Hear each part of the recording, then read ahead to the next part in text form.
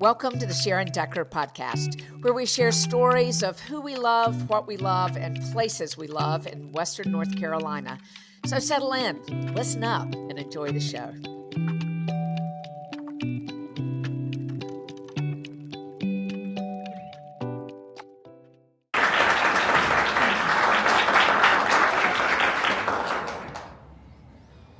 Lucy was talking about an introduction, and I said, all you need to say is, this is my friend Sharon. It's nice to be home. Always when I come back to Charlotte, I feel like I'm among friends. And isn't it fun to walk in a place where you haven't been for a while and memories start flooding, right? When I come back to Charlotte Country Club, I can remember being at Duke Energy and coming here with Bill Lee. There weren't many women in this dining room, and what it was like back in those years in the 80s. And I can remember sitting here with some of your husbands, and I can remember speaking here for a variety of things when we were raising funds for the Linwood Foundation and the preservation of the Duke Mansion. Dee, who was such a great supporter then, and others, we held an event here, and boy, the money, and weddings and funeral receptions and all kinds of things. Such a special place, and I couldn't be happier to be here with you tonight. Lucy and Lisa, thank you for doing this every 2 years and bringing women together in the name of Christ and to encourage each other. We grew up, most of us are kind of in a similar age range. I'm glad there's some younger women here, but for the women in my age group, we grew up in a period where often women were not very encouraging of each other. And I hope that one thing our generation has helped and modeled and changed is greater support for each other all along the way. We need to do that. We're sisters in Him. There are a couple of men here I want to introduce that are brave souls. My husband, Bob, who I have to say that I've been able to have a family and a career successfully because of his great support. And it wouldn't have happened otherwise, and I'm so grateful for that. We'll celebrate 46 years together this year, which is pretty amazing, and the thing I'm most proud of. And then Tim May is in the back, and Tim, many of you will remember, was the human resource manager for the city of Charlotte. And he retired after a long tenure working for the city of Charlotte here as a tremendous leader and influencer in growing a more diverse city government, and one that better represented this city, had a tremendous reputation. And I knew it when I was at Duke and involved here. And when I was named Secretary of Commerce, I needed a human resource manager for commerce, and I called Tim and he said yes. And so we had the chance to work together at a time of tremendous change in economic development in North Carolina. And so he guided my hand, and we walked down that path together, and I'll always be grateful, Tim, that you said hello. And said hello, I said hello, and you said that you would join me. And then to the women of purpose, my sisters who are sitting here, who have prayed me through some of the most challenging parts of my human journey, through Bob's open heart surgery and a lot of serious illness for him, and who really helped me grow in my faith by having some folks who held me accountable and prayed with me through a lot of change. I'm so grateful. And I'm so glad that so many of you are able to be here today. We saw each other on Zoom, and I wasn't in Charlotte, so often when they would physically get together, I wasn't there. They're real people, and I'm so excited. So, gosh, I could go all around the table. Karen, Rock and Charlie, who worked with me when we were at Doncaster. I mean, Betsy, Blair, I could go on and on. What a joy it is. Thank you for letting me come here among my sisters. Lucy, we were talking the other day, we drove together to a funeral in Charleston, and we were talking about how did we ever get to be friends? And she was with the junior league at the time, and she asked me to speak, and she just never let me go, and I'm so thankful for that. We just were fast friends from the beginning. I want to share some thoughts today with you about what's happening in Western North Carolina and the recovery that's happening there. Hurricane Helene, September 2024. 108 people died. There are still 5 who are unaccounted for. Over 7,000 families lost their homes. Not portions of their homes, but the whole thing. Over 70,000 acres of farmland were lost. So think about that. That farmer who'd been growing Christmas trees takes 15 years to get them to the size that really gets them the kind of return they need. lost his crop, and it'll take him 15 more years to get that crop back in place. I saw pictures shortly after the storm with folks who had cows and horses and pigs and chickens and all kinds of livestock, and their open grazing areas were totally covered in stone. Totally covered in stone. No grass to be seen. As rock came down the mountain, the open fields collected just absolute non-stop rockscape. Not exactly how you keep cows healthy. So thousands of acres of farmland lost. Enough debris was created from the storm: sticks, washing machines, refrigerators, furniture, memories, all kinds of debris. Enough that if we were to have taken it to the Bank of America Stadium, we could fill it from top to bottom fully 4 times. Just fathom that kind of mass of absolute debris. It's mind-blowing. In the little town of Chimney Rock, where there was so much damage, that's kind of where the stuff stopped at Lake Lure. I mean, they literally drained the lake and have pulled out of there a Bank of America size one of debris simply out of the base of Lake Lure. But the water's coming up, so we're going to be back out there in boats this summer.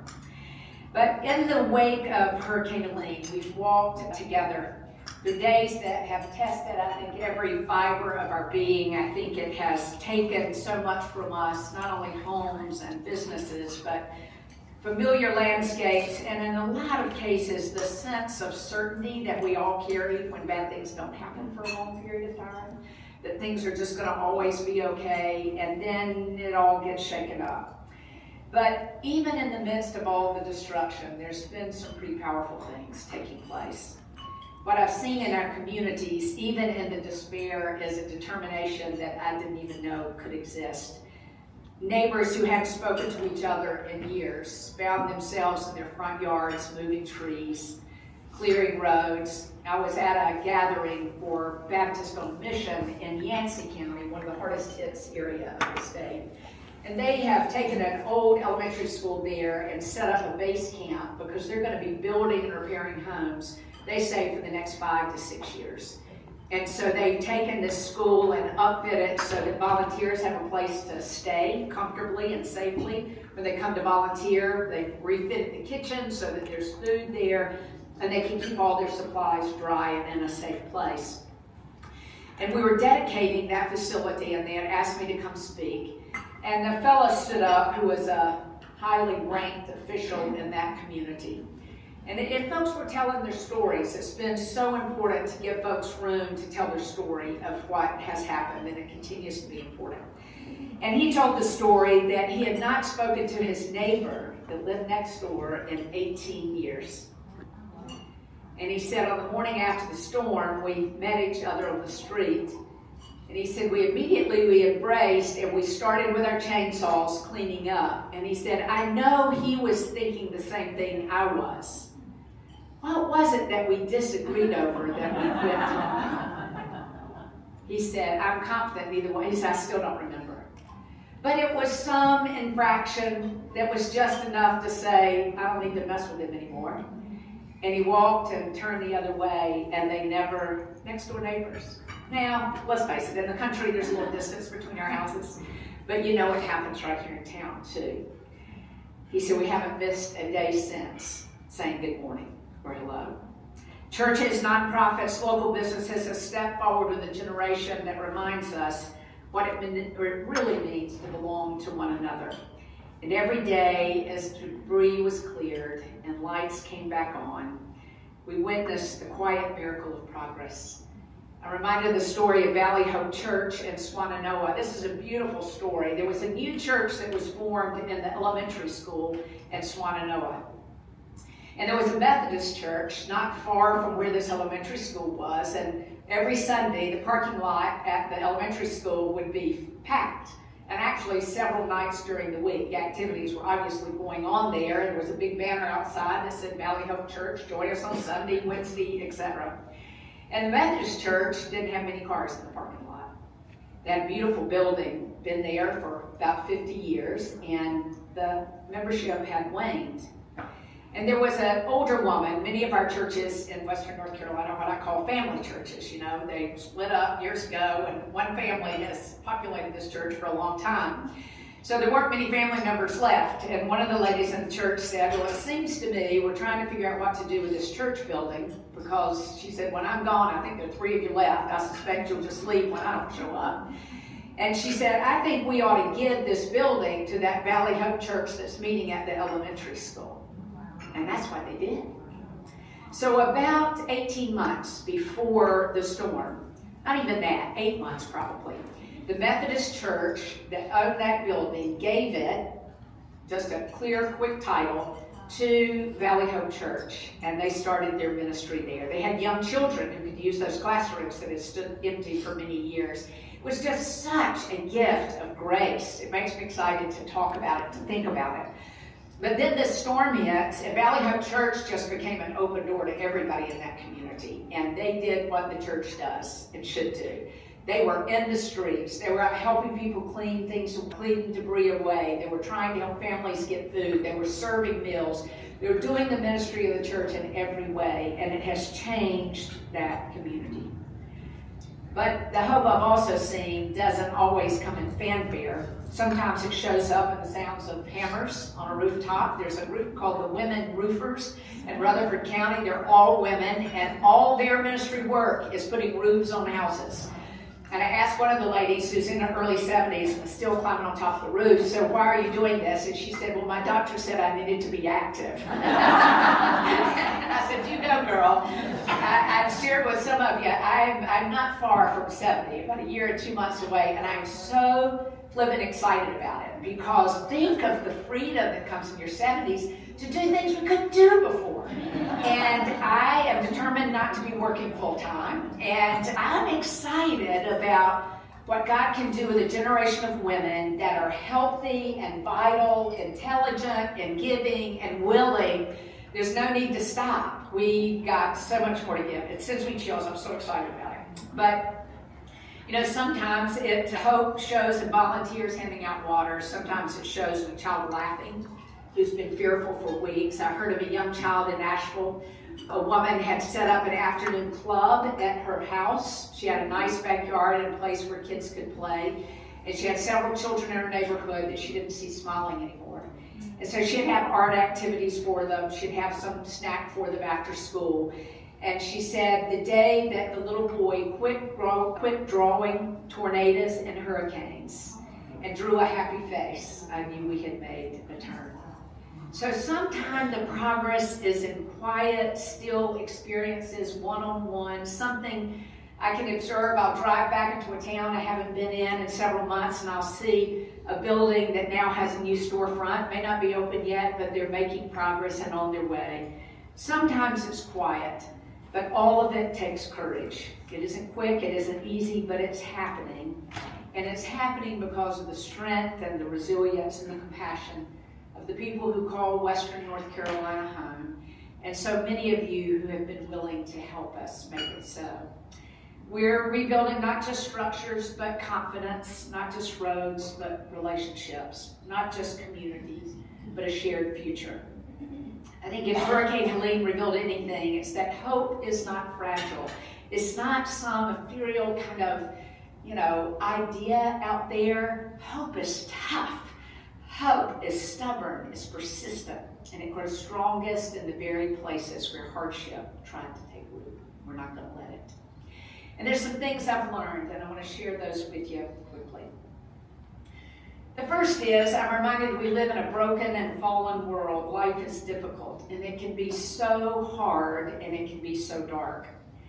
And the only answer to the grief we feel, the disappointment we experience, the hardship we face, is a belief in the God that created us, that He has purpose for each and every one of us, and He will not let any of this experience, be it a good experience or a bad experience, go to waste. All of it has purpose, and all of it has meaning.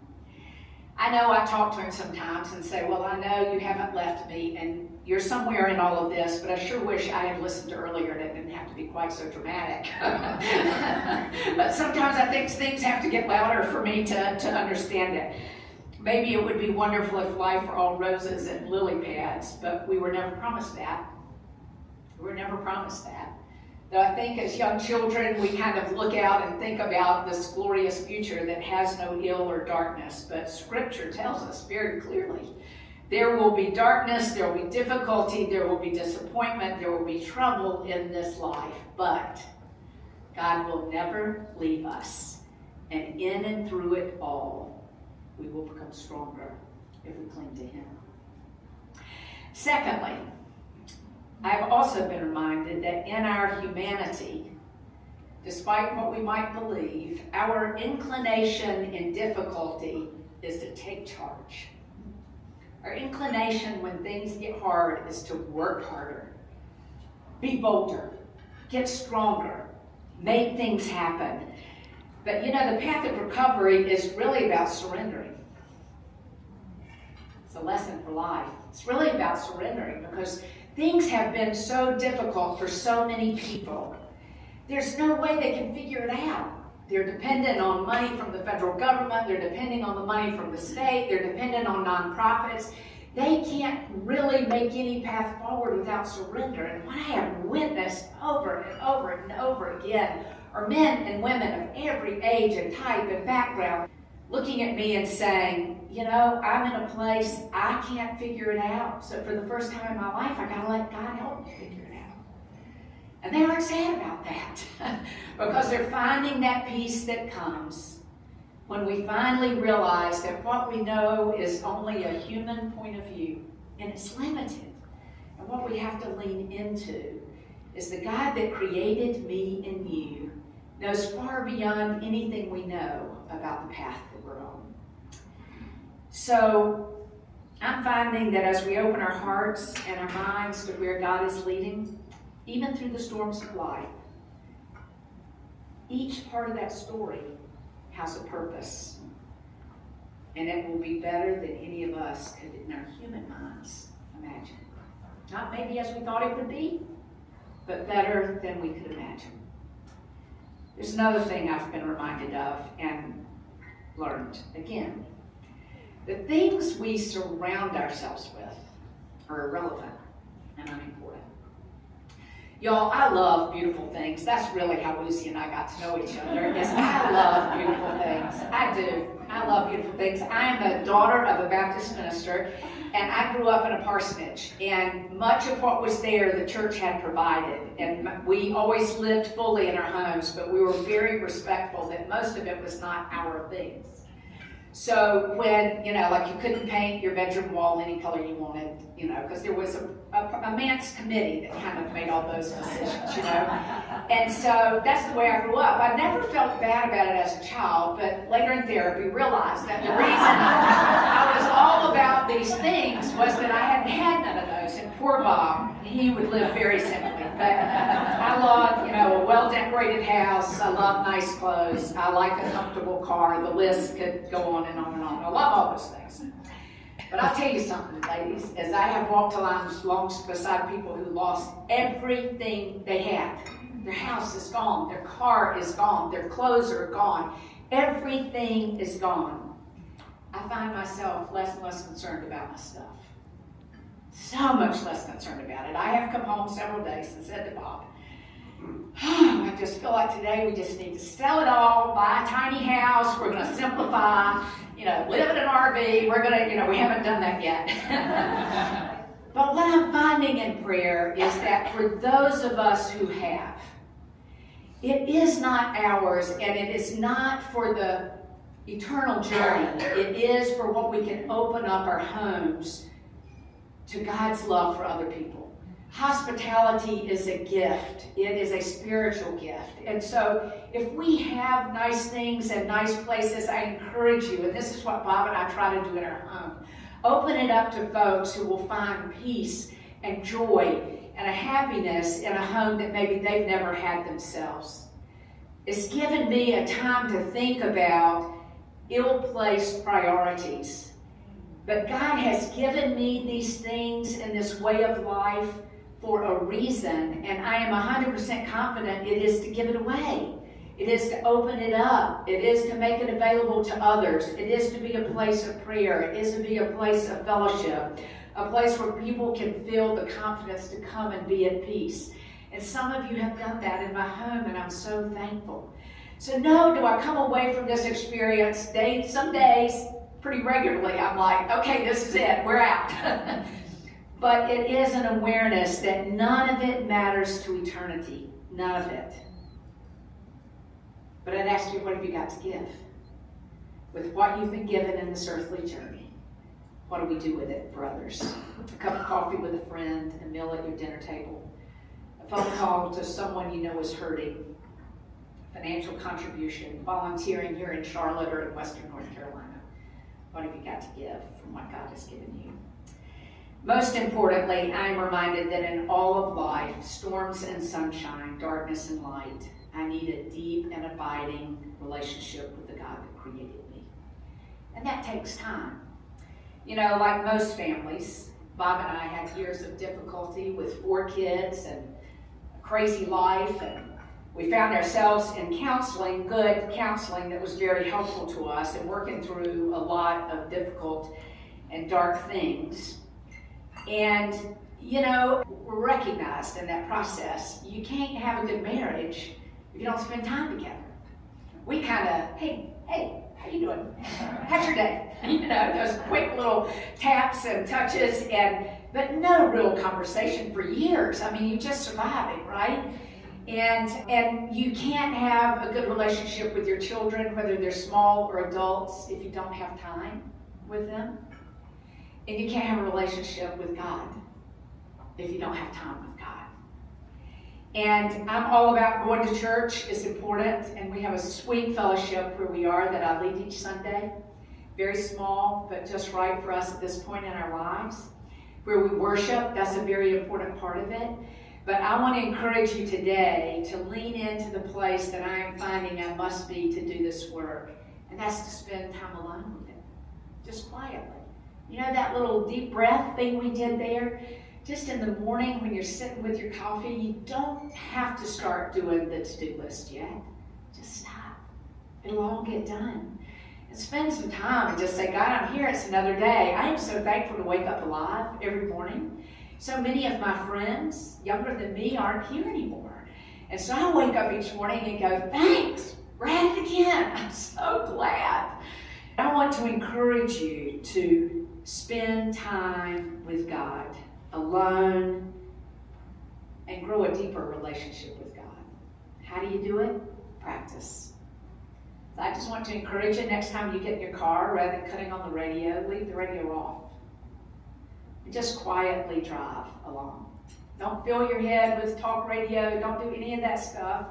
I'm not saying you have to do this every time, but now I rarely cut on the radio. Maya, my teammate who travels with me, I know, was like, good Lord, this woman, please cut on some music. She's very tolerant, very patient with me. But the stillness and the quiet, I just use the time to talk to God. Maybe I used to tell the story when my children were young, that when the kids were young, there was no place in my house that was quiet. And so I went to my closet. A lot. But now my children know what I was doing in that closet. But I literally would. And these were like not big walk-in closets. We had an old home on Main Street in Belmont. You know, there were little closets. And I would get in there under the clothes with the dust bunnies. But it was quiet there. And God met me there. It was already there. And so I just linger here on this thought, because this work for me has brought me back to an understanding that it's impossible for me to have a relationship with God, with His Son Jesus, without spending time with Him. And Sunday morning in worship is fantastic, but don't limit it there. The first day I took this assignment from the governor, I went to a community west of Asheville. And I met a fellow there that was very angry. He'd been writing to the governor, and the governor said, Sharon, I'd love for you just to meet with him and spend some time with him and see what's really going on. So when I walked up to him, he said, I am so mad, because he said, you know, the only people that have helped me have been my church. The government has been nowhere to be found. He said it to the wrong person. Because I just looked at him and I said, thank God. And he said, what do you mean? I said, that's exactly what the church is supposed to be doing. Isn't it a shame that we're surprised that that's what the church is doing? Now just stop and think about that. What happens on Sunday is important. We're to worship and to praise and honor God. But the work of our relationship that shows that we truly believe what we say we believe is what we do all the other times. Where are we connecting? Where are we reaching? Where are we touching? Where are we loving? Where are we loving all people? Whatever their lot in life, whatever the color of their skin, whatever their political affiliation, it doesn't matter. God made every one of us. And I thank him for that. So this fella and I sat down and had a long conversation. And I said, I'm sorry we haven't done for you as a state what you feel we should have done. We can correct that. But I am so thankful that your neighbors, the friends in the church, have been here to meet your needs through these first weeks and challenges. That's what the church is supposed to do. And so the challenge I give as I speak to churches in the West is keep doing what we know we're called to do. I think in the West we have discovered it again. And I pray that we don't ever lose it. And my challenge to you on our behalf and your behalf is to spend some time alone with the God that created you. And just listen. Just be still enough to listen. And to hear what God has to say to you, uniquely to you. In the weeks following Hurricane Helene, our hearts have carried a mix of grief, of exhaustion, of gratitude. We've seen the storm's destruction up close, homes damaged, familiar places changed, and lives disrupted in ways we never could have imagined. Yet even unmistakably holy experiences have been unfolding. Neighbors have helped neighbors, friends have helped friends. Those who hated each other have found common ground. What I've witnessed in our churches and faith communities is nothing short of remarkable. People have shown up for one another with a generosity that only comes from a heart that's centered in Christ. Congregations have opened doors. They have opened kitchens. They've opened arms, and in a lot of cases, people have taken folks right in their own homes. Volunteers have stepped forward, not because it was convenient, it wasn't, but because compassion compelled them to. And in every act of service, every meal shared, every prayer whispered, every hand extended, we sing the quiet but steady movement of God's love and hope. Hope, after all, is not simply optimism. I'm going to say it again. It's the deep conviction that God is present, even when the world feels unsteady. It's the belief that light can rise out of darkness, that healing can emerge from brokenness, and that community can grow stronger through adversity. Hope isn't passive. Recovery is going to take a long time. We'll be building homes for the next 4 to 6 years, I would think. There are days when progress feels really slow and it's very heavy. But we aren't walking the road alone. We walk it with one another, and we walk it with the God who's promised to be near the brokenhearted and faithful in every season. And over time, we're beginning to see that the sound of rebuilding, as I shared, is the laughter returning to children's faces, the resiliency of families starting again. And we're seeing signs of renewal. We're encouraged. And we see reminders that storms don't have to have the final word. And we see truth that when God's people come together, hope becomes visible, it's tangible, it's palpable, and it's strong. As we move forward, I pray we continue to be a people that embody hope, not just an idea, but a way of life, that we live it, we give it, and we share it. Pray for us. We need prayer. We still need funds, still need volunteers, but we need to continue to have the courage to face some things that are uncertain a lot. But we pray that as we rebuild, we will rebuild not only the structures, but trust and connection and community. And we carry with us the assurance that even in the hardest moments, God is still weaving our stories. He's still at work. And none of it will be lost. You know, the storm for me is such a visible example of God's work in each of our lives. As I look around the room, I know some of your stories, many of you I don't, but I am confident that your story has great highlights and wonderful high points. But every one of our stories holds darkness and difficulty and unexpected loss and death and divorce and things we never saw coming and children who never listened and all those things. But as you look back on your story, I look back on mine, I can't help but see how God used all of it. He didn't want us to have this heartbreak. He created a perfect world, so we can blame it on Adam and Eve, okay? But we have free will and we make mistakes, and yet I see where I've made choices, and yet God used that too. That choice that maybe wasn't the better one, or the thing I said that was hurtful. Somehow He uses all of it for His good. So we hold on to the hope of renewal. And as you and I have passed those dark passages, I know you have too. So when you think about us in Western North Carolina, I want you to turn inward as well and say, God, this has been a wild ride. Wasn't exactly how I planned it. I didn't see some of this was going to happen, but I trust and I know that you're still in all of it. And I long to be in a relationship with you. Ladies, gentlemen, it takes time. So I encourage you to practice. I use a little app called Lectio 365, which is a good one. It's just a simple little thing I do every morning. I wake up long before my husband wakes up, and I very quietly go downstairs. The dog follows me, and there we listen to it each morning. I've got a couple of others, one called Ritual, another one that is based out of the Catholic Church called Hallowed, that's had some very good things in it. And so I just start my day with that sense of quiet and calm. I close with a story. When Bob and I were much younger, he was dealing with the initial health issues, an autoimmune illness, and it was a tough time. We had small children and a difficult space in our marriage and our family life. And so his doctor, very wise doctor, said, I think you should attend the mind-body clinic at Presbyterian Hospital. We were in our early 40s.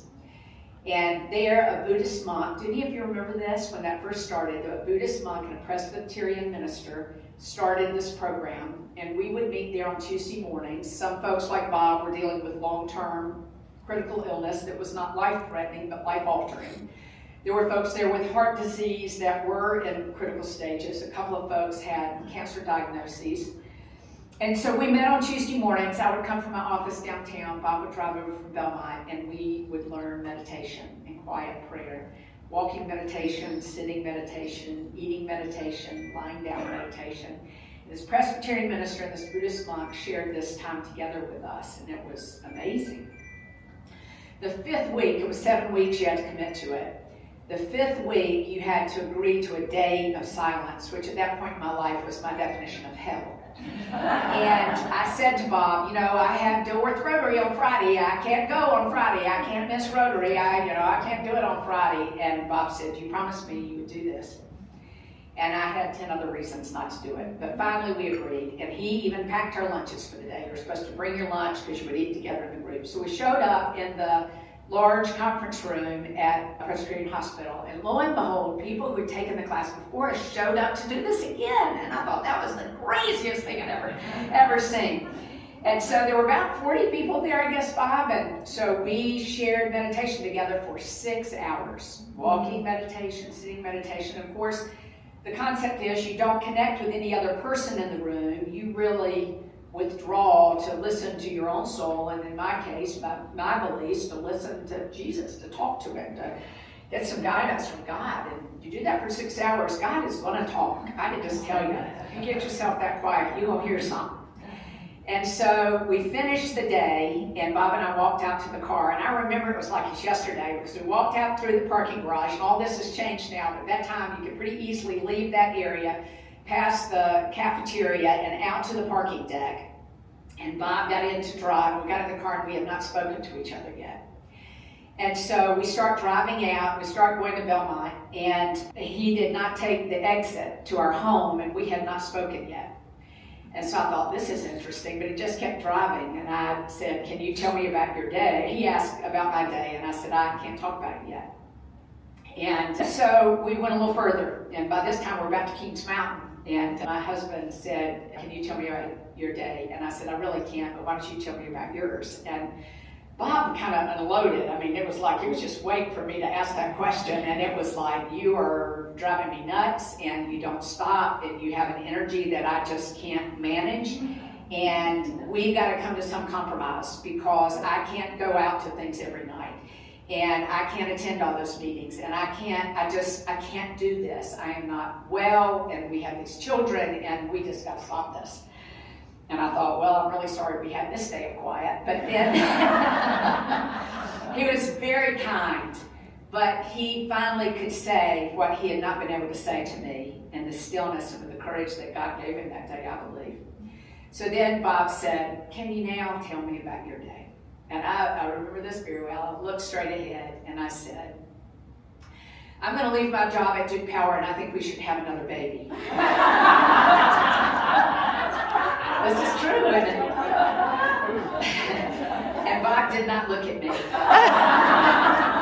And he said, I will never ask you to be silent again. Well, I was pregnant in about 30 minutes because I had never even suggested having another child, and if that gave him a chance to take advantage of that, that was it. That's a little exaggeration. But we fortunately were pregnant pretty soon. It took me about 2 years to get up the courage to leave Duke Power. Why would I have done that? I was on track to be president of that company. I was in a position to do amazing things, and yet I knew that day that the work he had set out for me to do there was finished. I had begun to feel it. I had sensed it, but I was afraid, right? I was the sole provider of our family. We had a small business, but it wasn't bringing in a lot of extra cash. And so I was the provider. So to think about leaving a track like that was unconscionable. My mother cried for days when I told her I was leaving. She loves me. I mean, she really loved me, but she just couldn't understand it. Later, she said, I totally get it now. I totally get it now. I don't tell you that to make you fearful of being quiet. I tell you that because the one who created you and made you and formed you in the womb and gives you life and breath every day wants a relationship with you where we can hear what God is saying. But we're too loud, too busy, too engaged, doing really good things. The lesson I walk away from Hurricane Helene is, I need more time to be still, so there's more of me to give away. Got to refill the well. Think about it in your own lives. Thanks so much for joining us this week for the Sharon Decker podcast, where, once again, we've shared what we love, where we love, and the people we love in Western North Carolina. Join us next week, too. And in the meantime, you'll find us at SharonDecker.com or on Instagram at TheSharonDecker.